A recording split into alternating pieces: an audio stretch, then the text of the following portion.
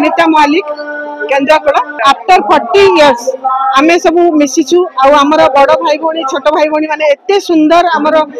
स्वर्ण जयंती को आमर स्कूल गोल्डन जुबली सेलिब्रेट करचंती आमे सेमान पाखे बहुत कृतज्ञ आमे बहुत खुशी अछि बहुत एक्साइटमेंट। मु भारत नायक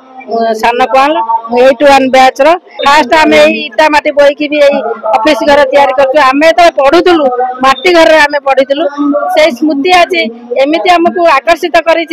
समस्त बहुत दूर रही भी आम टाणी पलि आसु। मो प्रकृति प्रिय पांडव मोर 10म फ्रेंड्स माने आमे आज ओडिसी रो बंदोत कल्चरन करिवु त हम बहुत खुशी लागु। निरंजन सामल उत्कलगर उच्च विद्यालय प्रधान शिक्षक गत कालीर आमर जो संध्या अधिवेशन थिला बहुत आडंबर माने हिथिला किंतु दुर्भाग्य आम परिवेश दाउसा थिला वर्षा हो गला वर्षा मैडम को बहुत पिला बहुत झील स्त्रीलोक बहुत लोक समागम होता किंतु वर्षा हो गला फल सेटा हो पारे संक्षिप्त कार्यक्रम आम ये सारू आज